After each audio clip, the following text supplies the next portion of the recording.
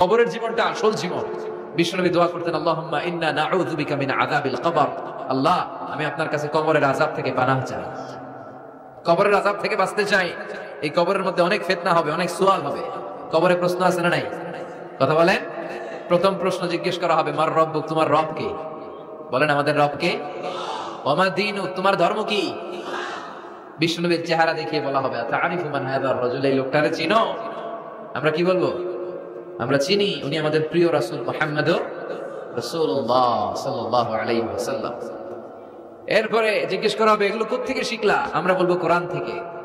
ফায়ুফসাহু লাহু কবরুহু ৭০ যিরাআন। সুন্দর সুন্দর উত্তর করতে পারলে আপনার কবরটারে ৭০ হাত লম্বা করে দেওয়া হবে। ইফতাহু লাহু বাবুন ইলাল জান্নাহ, জান্নাতের দিকে একটা দরজা লাগিয়ে দেওয়া হবে। ইউলবাসু মিন লিবাসি আহলিল জান্নাহ, জান্নাতীদের পোশাক পরিয়ে দেওয়া হবে। জান্নাতের পোশাক কেমন হবে জানেন? রেশমের পোশাক। ওয়া লিবাসুন ফিহা হারির, the dress will be in Jannah with fine green silk with the gold embroidery. জান্নাতে যারা থাকবে তাদের পোশাক হবে পাতলা সবুজ রঙের রেশমের কাপড়ের পোশাক, যেটার মধ্যে গোল্ডের, স্বর্ণের ডিজাইন করা, এমব্রয়ডারি করা থাকবে। ওই পোশাক পরিয়ে দেওয়া হবে। আর বলা হবে না কান্নাউমিল আরুস, বাসর রাতে জামাই যেমনি আনন্দে ঘুমায় তুমিও ঘুমাও। দুনিয়াতে অনেক কষ্ট সহ্য করছো, দুনিয়াতে পুলিশের দৌড়ানি, র্যাবের দৌড়ানি, আছে না নাই? ইসলামের পক্ষে যারা কথা বলে নিজ এলাকায় পরবাসী, আছে না নাই? মামলা হামলা, ঝক্কি ঝামেলা, ঝুঁকি একটার পর একটা, তার পিছু ছাড়ে না। সে ঘুমাইতেও পারে নাই, চিল্লায় বলেন ঠিক কিনা?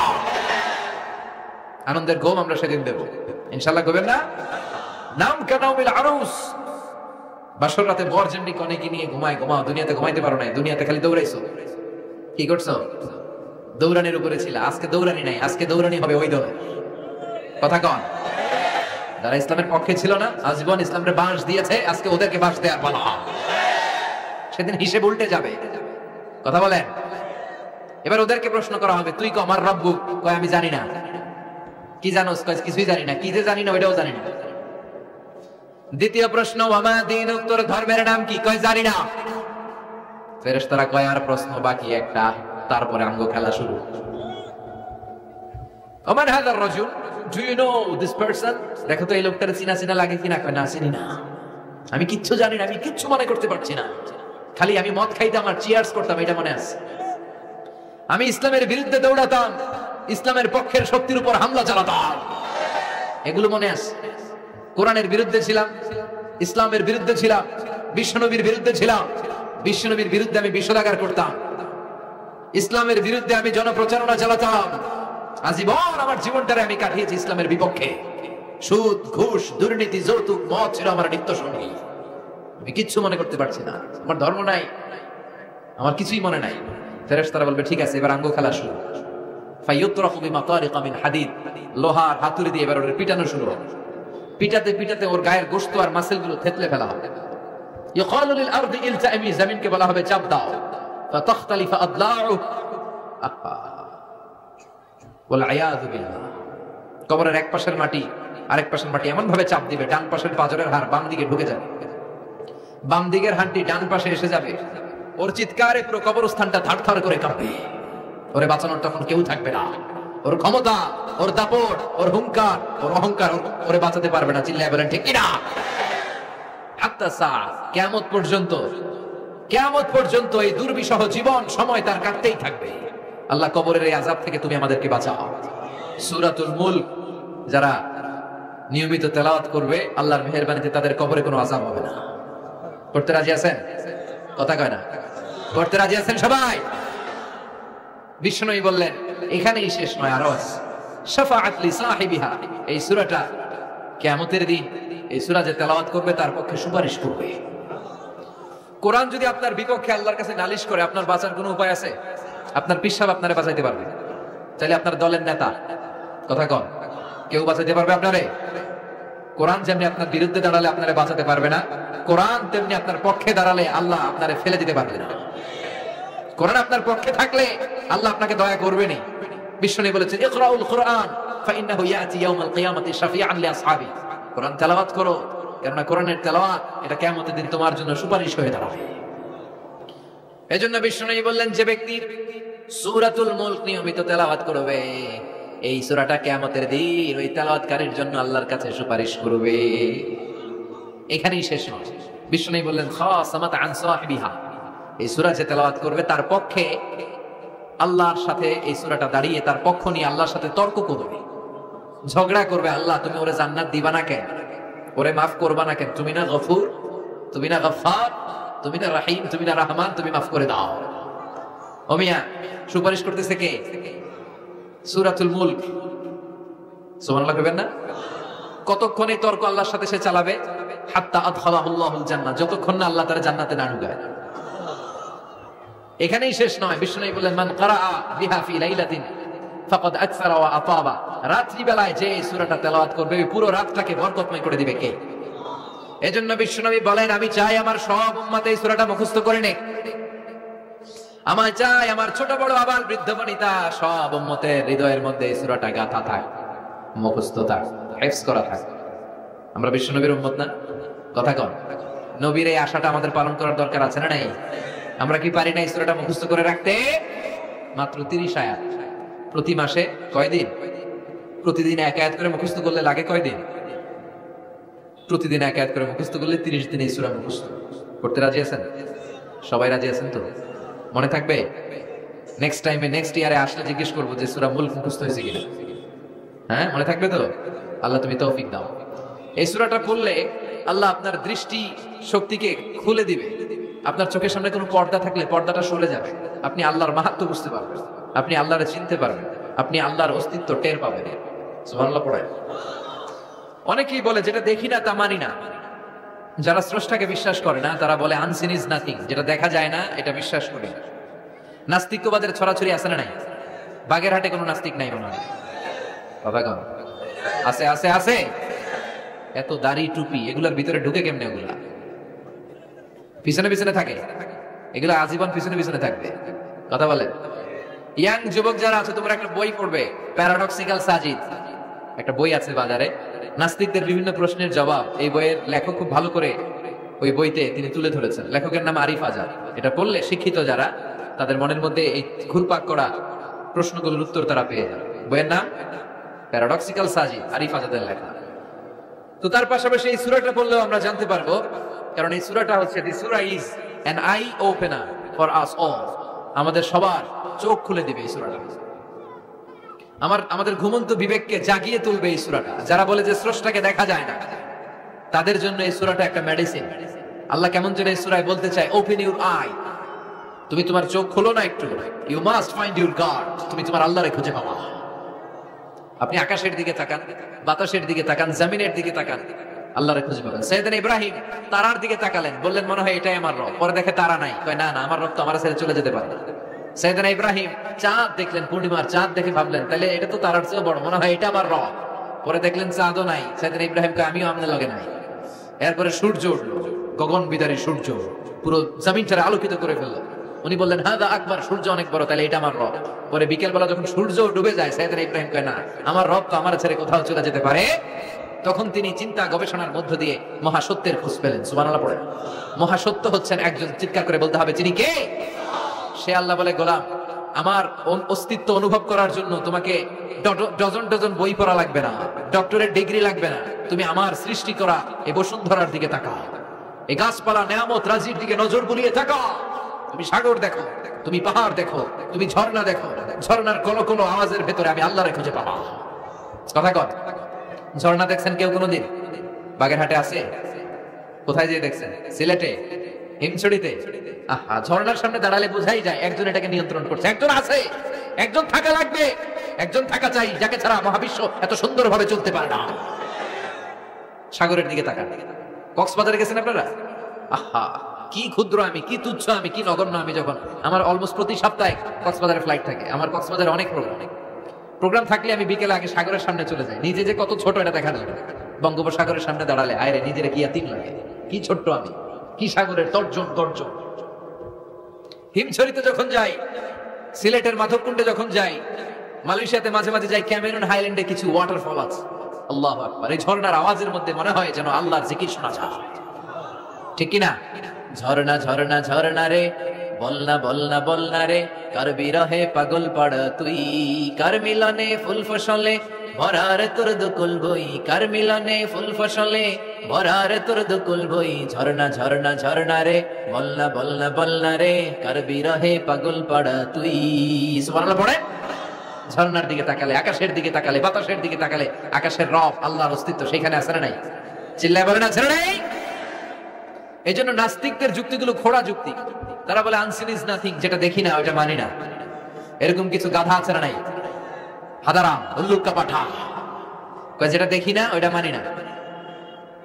আচ্ছা বলেন তো, আমরা কোনোদিন আমেরিকা দেখছি সরাসরি? কথা কয় না। টিভিতে দেখছি, বইতে দেখছি আমেরিকার ছবি, কিন্তু সরাসরি এটা আমেরিকা দেখছি? তাই বলে আমরা আমেরিকা মানি না? কথা বলেন। নাস্তিক যারা কথা বলে এরা বাতাস দেখতে পায়? উত্তর দেন, বাতাস দেখা যায়? তো নাস্তিকের যারা দল, নাস্তিকের গোষ্ঠী, ওরা কি বাতাসকে মানে না? Why do you believe on that? Why do you believe on air in the atmosphere? বায়ুমণ্ডলে যে বাতাস আছে কেন মানো? বাতাস তো দেখো।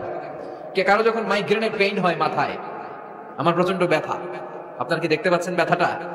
কিন্তু মাথায় যে ব্যথা হয় এটা আপনারা মানেন না, নাস্তিকেরা মানে না। তাহলে ওদের যুক্তির কোনো গ্রাউন্ড আছে? কোনো গ্রাউন্ড নাই। যেটা দেখা যায় না এটা নাকি ওরা বিশ্বাস করে না। আল্লাহ বলেন সৃষ্টির দিকে তাকা, নজর করে দেখ, আমি আল্লাহর নিদর্শন আছে। সুবহানাল্লাহ পড়ে। নাস্তিকদের কিভাবে আপনি বুঝাবেন? একটা ঘটনা বললে চমৎকার বুঝতে পারবেন। কুফা নগরীতে এক নাস্তিক ছিল, সে এরকম বলতো যেটা দেখি না ওটা মানি না। সবাই বলে আমাদের একজন ইমাম আছে, ওনার নাম নু'মান ইবনু সাবিত, উনি তোমারে দেখায় ছাড়বে আল্লাহরে। সে বলে যাই, তাহলে ডাকো তো, তার সাথে আমি তর্ক করব। অ্যাপয়েন্টমেন্ট দেওয়া হলো জুমার পরে ঠিক ভর দুপুরে 2টায়। নু'মান ইবনু সাবিত ওনার আসল নাম, ওনার লকব হচ্ছে আবু হানিফা। ইমাম আবু হানিফারা ছিলেন না? ইমাম আল আ'যাম। উনি আল্লাহর পক্ষে নাস্তিকের সাথে লড়বেন, আর নাস্তিক আল্লাহর বিপক্ষে লড়বে। সময় দেয়া হয়েছে জুমার সালাতের পর ভর দুপুরে 2টা। ঠিক সময় নাস্তিক এসেছে, হাজার হাজার মানুষ এসেছে, আসে নাই ইমাম আবু হানিফা। নাস্তিক তো রেগে মেগে আগুন, আমার সময় দিয়ে উনি আসে নাই কেন? আসে না কেন? আধা ঘন্টা, 1 ঘন্টা, 1.5 ঘন্টা চলে যায়, আসে না। প্রায় 2 ঘন্টা পরে ইমাম আবু হানিফা দৌড়ে দৌড়ে আসেন। নাস্তিক বলে আপনার তো সময়ের কোনো জ্ঞানই নাই, আপনার সাথে কোনো তর্ক চলবে না। ইমাম আবু হানিফা বললেন ইনদি উযর, আই হ্যাভ অ্যান এক্সকিউজ, আমার একটা এক্সকিউজ আছে। কি এক্সকিউজ? সাইয়েদনা ইমাম আবু হানিফা বললেন আমি যখন ঘর থেকে বের হই এই পথে আসার সময় আমাকে একটা নদী পার হতে হয়। কি পার হতে হয়? আজকে যে দেখি নদীর সামনে কোনো নৌকা নাই, মানুষ নাই, কেউ নাই, কেউ নাই। হঠাৎ দেখলাম নদীর পাশে বিশাল একটা বড় গাছ, গাছটা এমনি এমনি 2 ভাগ হয়ে গেল। গাছ থেকে এমনি এমনি কাঠ আর তক্তা বের হয়ে গেল, তক্তাগুলো এমনি এমনি জোড়া লেগে নৌকা হয়ে গেল। ওই নৌকা এমনি এমনি নদীর মাঝখানে এসে পড়লো, আর আমি উঠে বসলাম। মাঝি ছাড়া, লগি বৈঠা ছাড়া নৌকা আমারে এক টান মেরে নদীর ওপার নিয়ে গেল। এই কাজগুলো হতে হতে 2 ঘন্টা লেগে গেছে। কয় ঘন্টা? নাস্তিক কয় তোকে ইমামের মাথা খারাপ। নাস্তিক কি বলে? তোদের ইমামের মাথায় সমস্যা। ইমাম আবু হানিফা বললেন আপনি এই কথা বললেন কেন? আমার মাথা ঠিকই আছে, আপনি আমার গালি দেন কেন? নাস্তিক বলে এমনি এমনি গাছ ভেঙে 2 ভাগ হয় নাকি? এমনি এমনি করাত ছাড়া গাছ কেটে তক্তা বানানো যায় নাকি? এমনি এমনি মিস্ত্রি ছাড়া তক্তা লাগিয়ে নৌকা হয়? এমনি এমনি মাঝি ছাড়া নৌকা চলে নাকি? সাইয়েদনা ইমাম আবু হানিফা বললেন এই তো আপনি লাইনে চলে আসছেন, এখন আপনারে বুঝাইতে খুব সুবিধা হবে। এমনি এমনি নৌকা হয় না, তক্তা হয় না, এমনি এমনি গাছ কেটে 2 ভাগ হয় না, তাহলে আকাশটা কেমন করে এমনি এমনি হলো? এই জমিনটা কেমন করে এমনি এমনি হলো? দ্বিপ্রহরের জলজলের সূর্যটা কেমন করে প্রতিদিন দিনক্ষণ টাইম ঠিক করে সকালে পূর্ব দিক থেকে উঠে পশ্চিম দিকে ডুবে যায়? কেমন করে আকাশ থেকে বৃষ্টি নামে এমনি এমনি? কেউ যদি এটা না করে এমনি এমনি কেমন করে পৃথিবী সৃষ্টি হয়? নাস্তিকের ঘুমন্ত বিবেক এবার জাগ্রত হয়েছে, এবার সে চোখ মেলে তাকিয়েছে। সেজন্য এই পৃথিবীতে এখন নতুন এসেছে, সে নতুন করে আবার পৃথিবী দেখতে লাগলো। তাই তো? সুবহানাল্লাহ কইবেন না? তাই তো? এমনি এমনি তো কিছু হতে পারে না। There should be someone who is controlling everything. একজনকে থাকাই লাগবে যিনি মহাবিশ্ব নিয়ন্ত্রণ করছে। চিল্লায় বলেন তিনি কে? নাস্তিক অবাক, তাই তো, আসলেই তো আমি একটা বোকা, আসলে আমি হাদারাম, আমি তো এইভাবে কখনো ভাবি নাই। ও ইমাম আপনাকে শুকরিয়া, আপনার হাত দেন, আপনার হাতে চুমু খাই, আপনার হাতে হাত রেখে আমি শাহাদা বাক্য পাঠ করতে চাই, আপনি আমারে পড়িয়ে দেন লা ইলাহা ইল্লাল্লাহ মুহাম্মাদুর রাসূলুল্লাহ। কালিমা পড়ে মুসলমান হয়ে গেলেন। আল্লাহু আকবার। এজন্য নাস্তিকদের সাথে ওয়াজাদিলহুম বিল্লাতি হিয়া আহসান, হিকমতের সাথে কথা বলতে হবে। প্রজ্ঞার সাথে যদি আপনি একটা ভ্যালিড গ্রাউন্ড উপস্থাপন করতে পারেন, নাস্তিকরা আপনার সামনে দাঁড়াতে পারবে না। চিল্লায় বলেন ঠিক কিনা? এই নাস্তিকদের জন্য অনেক দিক নির্দেশনা, ডোজ, মেডিসিন আল্লাহ সূরার ভেতরে দিয়েছেন। সূরাটার নাম সবাই বলতে হবে। সবাই বলেন, সবাই কইছেন? সূরার নাম সূরা মুলক। চিল্লায় বলেন কি নাম? সূরাতুল মুলক। আল্লাহ শুরু করছেন, তাবারাকাল্লাযী বিয়াদিহিল মুলকু ওয়া হুয়া আলা কুল্লি শাইইন কাদির। সুবহান সেই সত্তা যার হাতে ক্ষমতা আর তিনি সব বিষয়ের উপরে ক্ষমতাবান। পড়েন সুবহানাল্লাহ। তাবারাকাল্লাযী, সুবহান সেই সত্তা, বিয়াদিহিল মুলকু, যার হাতে সব ক্ষমতা, ওয়া হুয়া, আর তিনি, আলা কুল্লি শাইইন কাদির, সব বিষয়ে ক্ষমতাবান। তিনি কে? বিয়াদিহিল মুলকু, তার হাতে ক্ষমতা। চিল্লায় বলেন তো কার হাতে? নাকি আপনাদের হাতে? মাননীয় প্রধানমন্ত্রীর হাতে? আস্তে আস্তে যাও, তুমি তো পুরো মাইক নাড়ায় ফেলতেছ। ক্ষমতা কার হাতে? নাকি প্রধানমন্ত্রীর হাতে? র্যাবের প্রধানের হাতে? পুলিশ প্রধান ডোনাল্ড ট্রাম্পের হাতে? ভ্লাদিমির পুতিনের হাতে? নরেন্দ্র মোদীর হাতে? কার হাতে? জোরে বলেন। বিশ্বাস হয়? কিন্তু আমরা কিন্তু প্রায়শই বলি সকল ক্ষমতার উৎস জনগণ।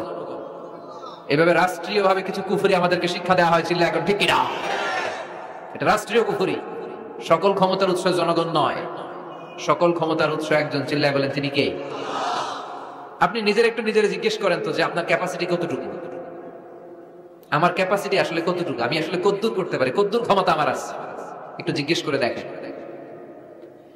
ডায়রিয়া যাদের হয়, 5 বার 7 বার 10 বার যদি টয়লেটে যাওয়া লাগে, ওর চেহারার দিকে আর তাকানো যায়? নিজেকে দিয়ে ভাবেন, যেদিন আপনার পেট মোচড় দিয়ে ডায়রিয়া হয়েছে, 7 বার 8 বার ইমোটিল ট্যাবলেট খাওয়ার পরে, স্যালাইন খাওয়ার পরেও ভালো হচ্ছে না, 10 বার 12 বার যেতে যেতে চেহারাটা সাদা হয়ে যাচ্ছে, গায়ে কোনো শক্তি নাই, এরপরে 3-4 জন কাঁধে করে টয়লেটে ঢুকায়, আছে না নাই? 10 বার 12 বার টয়লেটে গেলে আর কোনো শক্তি নাই, আই মরে যাইও, আই আর হাইতে আমারে মাফ করে দে, এরকম হয় না? তখন ভয় লাগে, মনে হয় যে আমি আসলেই মরে যাবো, সবার কাছে বিদায় নাই, আমারে মাফ করে দাও, আমি হয়তো বাঁচবো না। কত লিমিটেড পাওয়ার আমাদের, কত দুর্বল। 5 বার টয়লেটে গেলে চেহারার দিকে তাকানো যায় না, চেহারা ভেসকি মেরে থাকে। সে নাকি ক্ষমতার মালিক। আল্লাহ বলেন, ওয়া খুলিকাল ইনসানু দাঈফা, তোদেরকে আমি দুর্বল করে বানিয়েছি। শুধু আমরাই দুর্বল না, আমি দুর্বল, আমার বাপ দুর্বল, আমার দাদা দুর্বল, আমার 14 গোষ্ঠী দুর্বল। আমরা দুর্বলের ঘরের দুর্বল। সবল হচ্ছে একজন, তিনি কে? এজন্য সকল ক্ষমতার উৎস কোন দৃষ্টিতে, কোন যুক্তিতেই টিকে না যে সকল ক্ষমতার উৎস নাকি মানুষ। এই কথাটা যুক্তির আলোকে টিকে? সকল ক্ষমতার উৎস কে? কি ক্ষমতা আছে আমাদের? কোনো ক্ষমতাই নাই। আজকে কেউ যদি পেছন থেকে চিৎকার দিয়ে বলে, হুজুর প্যান্ডেলে সাপ, মজা করে বলছি, এতে অনেকে খুঁজতেছে কই সাপ, কই সাপ। দেখছেন ক্ষমতার মালিক নাকি আমরা? আর আসলে যদি 3-4টা সাপ ফস করে এদিক দিয়ে ফানা তুলতো, black mamba, king cobra, python, হ্যাঁ, এই সাপগুলো যদি ফস করে এখানে ঢুকতো, আপনাদেরকে খুঁজে পাওয়া যেত? এতক্ষণ স্লোগান চলে, এখন দৌড়। আছে না নাই? সাপ বাদ দেন, ভাউয়া ব্যাংক চিনেন? অথবা কোলা ব্যাংক? বাগেরহাটে কি বলে, কি করে? খালি লাফায়। 10টা ভাউয়া ব্যাংক, 2টা স্টেজে আর 8টা প্যান্ডেলে ছেড়ে দেওয়া হলো, অবস্থাটা কি হবে জানেন? ভাউয়া ব্যাংক আর কি লাভ দিবে? এর চেয়ে বড় লাভ দিবেন আপনারা। এর চেয়ে বড় লাফাইতে লাফাইতে আমরা ভাগবো। এই হচ্ছে আমাদের অবস্থা। নিজেকে একটু জিজ্ঞেস করেন যে how much capacity I belong, কতটুকু ক্ষমতা আমার আছে? আহা, মাঝে মাঝে বাসে যখন আমরা চড়ি, পেশাব চাপে না? কথা বুঝতেছে না বোধহয়। আমরা বাসে করে সফরে যাচ্ছি, পেশাব চাপে না? চাপে। ড্রাইভাররে অনুরোধ করার পরে ড্রাইভার বলে, এই বাসের নিয়ম হচ্ছে ঢাকা টু কক্সবাজারে থামবে একবার, কয়বার? আরো 20 কিলোমিটার পরে ওইখানে থামানো হবে। ওই বেটার যান যায় পেশাবের চাপে। এরকম পরিস্থিতিতে আমরাও জীবনে কালে ভদ্রে 2-1 বার পড়েছি কিনা? ওই সময়ের কথাটা একটু খেয়াল করেন যে আপনার কি অবস্থা হয়েছিল তখন। সে নাকি ক্ষমতার মালিক, সে নাকি সকল ক্ষমতার উৎস, যার 10 মিনিটের পেশাব আটকে রাখার ক্ষমতা তার থাকে না। এজন্য মানুষ কখনো ক্ষমতার উৎস হতে পারে না। চিৎকার করে বলতে হবে, সকল ক্ষমতার উৎস কে? কি দুর্বল! মশা কামড়াইলে মশারে ধরতে পারি না, মারতে পারি না, দৌড়। মশা ওইরা কই ছিল যায় খুঁজেও পাই না। কুত্তা এম করে কামড়াইলে আমরা কুত্তারে কামড়াইতেও পারি না। কথা বলেন, অসহায় হয়ে তাকিয়ে থাকি। আহা, কি দুর্বল আমরা, কি দুর্বল! কোনো ক্ষমতা নাই। তুফান, ঝড়, জলোচ্ছ্বাস, ভূমিকম্প হলে টের পাওয়া যায় আমরা কত দুর্বল। বাগেরহাটে মনে ভূমিকম্প হয় না? হয়। মাঝে মাঝে মাঝরাতে 3টায় 4টায় ভূমিকম্প হয় না? লোকজন দৌড়, কেউ লুঙ্গি সহ দৌড়, কেউ লুঙ্গি থুইয়া দৌড়, কারণ আগে জান বাঁচাতে হবে, এটা ফরজ। কি বিপদে আমরা পড়ে যাই, দৌড়। দুধের বাচ্চাটা পড়ে থাকে, ওরে কোলে নিয়ে দৌড় দিব, নাকি স্ত্রীকে ডাকবো, নাকি ভাড়াটিয়াদেরকে উঠাবো, নাকি ছাদ থেকে নিজেই লাফ দেবো? 3 দলীয় জোট হলেও পারবে না। আল্লাহ বলে গোটা বিশ্বের সবাই মিলে যদি আমার বিরুদ্ধে আন্দোলনে লেগে যাস, আমার ক্ষমতার 1 ইঞ্চিও কমাতে পারবি না। এজন্য রব্বুল আলামিন বলেন, তাবারাকাল্লাযী বিয়াদিহিল মুলকু ওয়া হুয়া আলা কুল্লি শাইইন কাদির। সুমহান সেই সত্তা যার হাতে ক্ষমতা, ক্ষমতা কার হাতে? ওয়া হুয়া আলা কুল্লি শাইইন কাদির, তিনি সব বিষয়ের উপর ক্ষমতাবান। তিনি কে? তিনি চাইলে পাহাড়কে দরিয়া করতে পারে, তিনি চাইলে দরিয়াকে পাহাড় করতে পারে, তিনি চাইলে ধনীকে গরিব করতে পারে, গরিবকে ধনী করতে পারে, তিনি চাইলে সম্মানিতরে অপমানিত করতে পারে, আবার চাইলে অপমানিতরে সম্মানিত করতে পারে। তিনি কে? ফাআলুল লিমা ইউরিদ, তিনি যা ইচ্ছা তাই করতে পারেন। তার কাছ থেকে জবাবদিহিতা করার কেউ নাই, তিনি সবার কাছে জবাবদিহি চায়। চিল্লায় কোন ঠিক কি না? সে আল্লাহ বললেন সুমহান সত্তা যার হাতে ক্ষমতা, তিনি সব বিষয়ের উপর ক্ষমতাবান। এজন্য আমাদের মনে রাখতে হবে আমাদের কোনো ক্ষমতা নাই, ক্ষমতার মালিক কে। আর কোনদিন বাগেরহাটের ভাইরা জনগণ সকল ক্ষমতার উৎস, এই কথা বলবেন? মনে থাকবে? তাহলে আওয়াজ করে বলেন তো, সকল ক্ষমতার উৎস কে? সবকিছু করতে পারে কে? সব ক্ষমতার মালিক আল্লাহ। অনেক কথা আল্লাহ 30 আয়াতে বললেন, কয়টা বলবেন? কিছু দূর যে আল্লাহ বলা শুরু করলেন, ওয়ালাকাদ যায়্যানাস সামাআদ দুনিয়া বিমাসাবিহা ওয়া জাআলনাহা রুজুমান লিশ-শায়াতিন। সুবহানাল্লাহ পড়েন। আল্লাহ বললেন আমি নিকটবর্তী আকাশটারে তারা দিয়ে, আলো দিয়ে, মোমবাতি দিয়ে আলোকিত করেছি।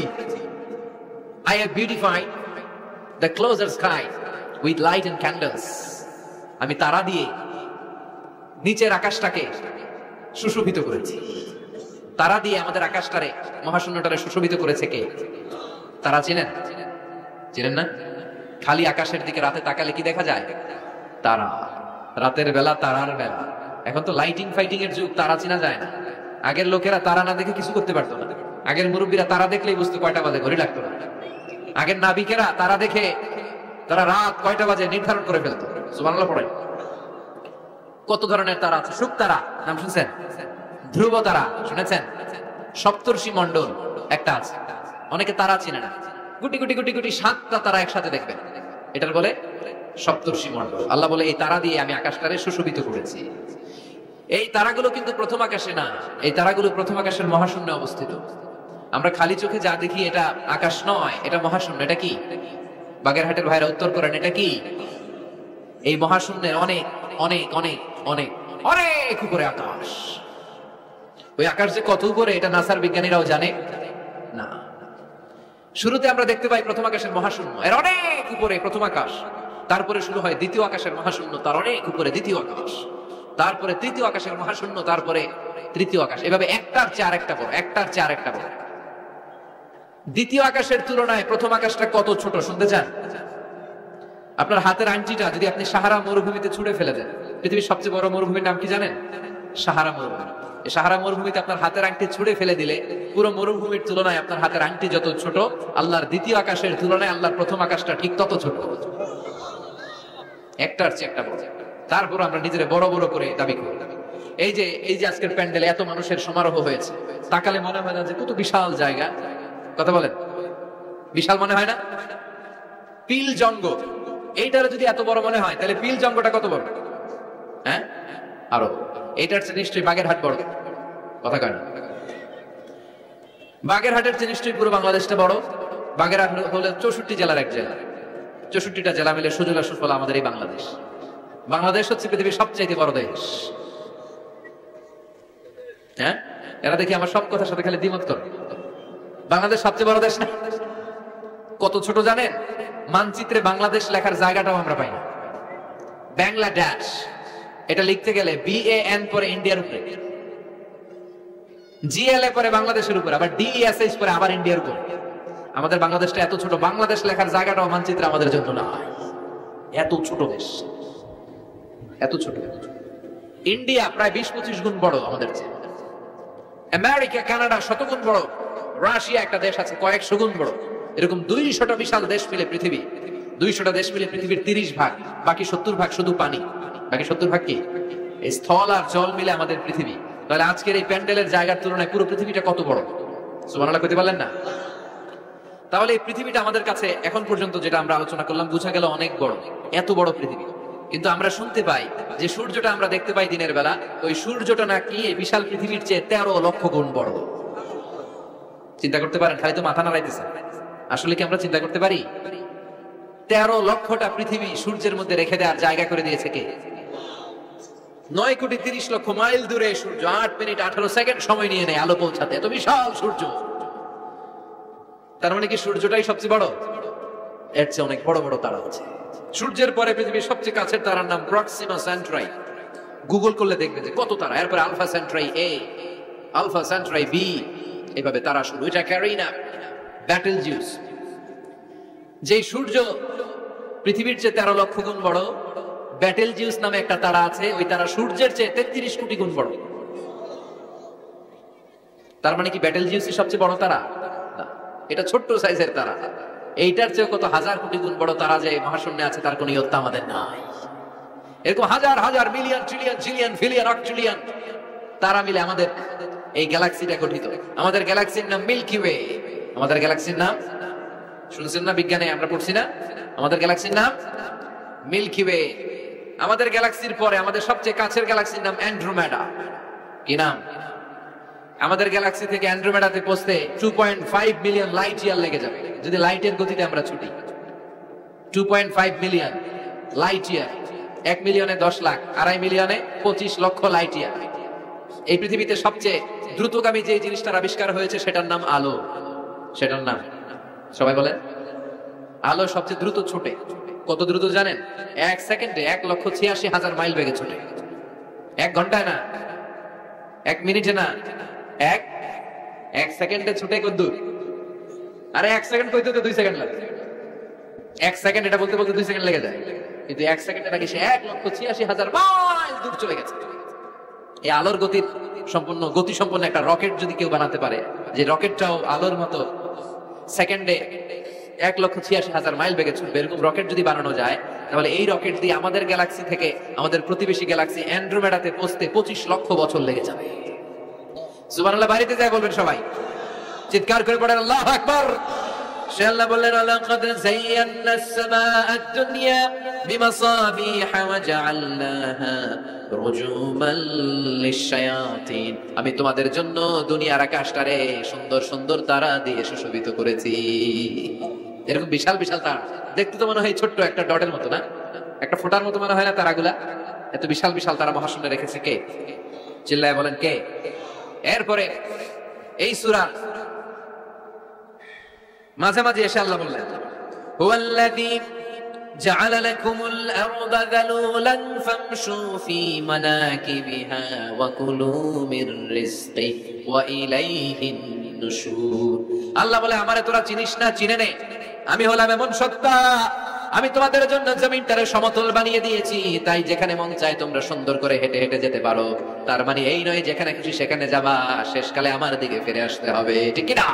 মিনহা খালাকনাকুম ওয়া ফিহা নুঈদুকুম ওয়া মিনহা নুখরিজুকুম তারাতান উখরা। মাটি থেকে বানালাম, মাটির কবরে পাঠালাম, আবার মাটির কবর থেকে আমাদেরকে উঠাইয়া দিবে কে? আল্লাহ বললেন যালুলান, আমি জমিনকে বানিয়েছি সমতল। আরেক আয়াতে বলেন হুয়াল্লাযী জাআলা লাকুমুল আরদা ফিরাশা, আমি জমিনকে বানিয়েছি বিছানা, সমান। সমান না হলে আজকের প্যান্ডেলে এত সুন্দর করে আপনারা বসতে পারতেন? কথা বলেন না। প্যান্ডেলের এদিকে উঁচা, এদিকে নিচা, এদিকে খাড়া, এদিকে তেড়া, এদিকে গর্ত, এদিকে ভাঙা, এরকম হইলে আজকে প্যান্ডেলটা সমান হইতো? এই সমান করে দিছে কে? আমরা যখন বিমানে চড়ি, বিমানের জানলা দিয়ে নিচে তাকালে দেখা যায় আল্লাহ কেমন মনে হয় যে সবুজ কার্পেট বিছাই দিছে। সুবহানাল্লাহ কইতে পারলেন না? আবার আল্লাহ বলে সবুজ কার্পেট দেখে মনে করো না যে তোমরা বেঁচে গেলা, এই সবুজ কার্পেটের ভেতরে আগুন আছে না নাই? আমরা যে পৃথিবীর উপরে লাঙ্গল দিয়ে হাল চাষ করি, গাছ লাগাই, হেঁটে চলি, এই মাটিটার নিচে আগুন আছে। কি আছে? বিশ্বাস হয় নাকি আজগুবি কথা লাগে? রূপ কথা মনে হয় না? এই পৃথিবীর মাঝখানে আছে আগুন, জ্বলন্ত আগুন। আল্লাহ কোরআনে কসম কেটেছেন, বল বাহরিল মাসজুদ, ফুটন্ত টকবগে সাগরের পানির কসম। আমেরিকান নেভাল একাডেমির সায়েন্টিস্টরা তারা হিসাব মিলাতে পারে না। সাগরের পানি দেখি ঠান্ডা, কিন্তু আল্লাহ কয় ফুটন্ত টকবকে সাগরের পানির কসম। এই গরম আল্লাহ পাইলো কই? তারা ভাবলো নিশ্চয়ই ভিতরে গরম আছে, নাইলে গরম আসলো কোত্থেকে? দেখি তো কোরআনের কথা সত্য কিনা। তারা সবসময় কৌতূহলী। এই কৌতূহলই তাদেরকে মহাবিশ্বের সুপার পাওয়ারের আসনে আসীন করেছে। আমাদের কোনো কৌতূহল নাই, আমাকে আছে ফতুয়াবাজি। কথা কম। আমি তবলিগ, বাকি সব কাফের। আমি জামাত ইসলাম, বাকি সব মুনাফিক।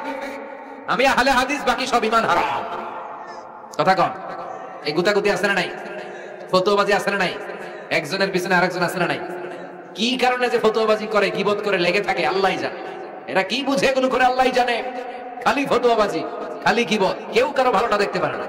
একজন দাওয়াতি কাজ করতেছে, হকের কথা বোঝাচ্ছে, হাজার হাজার মানুষ তার স্পষ্ট ভাষা আর সহজ সাবলীল ব্যাখ্যার কারণে ইসলামের সৌন্দর্য খুঁজে পেয়েছে, কিন্তু তারেও ঠ্যাং ধরে নিচে নামাতে যায়। এটা বাংলাদেশ, এমন দেশটি কোথাও খুঁজে পাবে না গো তুমি। খালি ফতুয়াবাজি। একজন বলছিল বাংলাদেশের জাতীয় খেলা হাডুডু কেন? আরেকজন কয়ের কারণ বাংলাদেশে কেউ কারো ভালোটা সহ্য করতে পারে না। একটা উপরে উঠতে ছেলে সাইড দিয়ে ঠ্যাং ধরে টেনে নামায়। হাডুডু খেলা দেখছেন?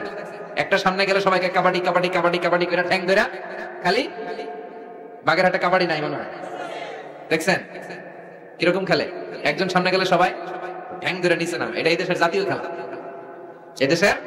এদেশে কেউ ভালো পথে হাঁটতে চাইলে, উপরে উঠতে চাইলে, কল্যাণের পথে আগাতে চাইলে তার বিরোধী শক্তিরাও ঠ্যাং ধরে নিচে নামাবে। কেউ কারো ভালোটা সহ্য করতে পারে।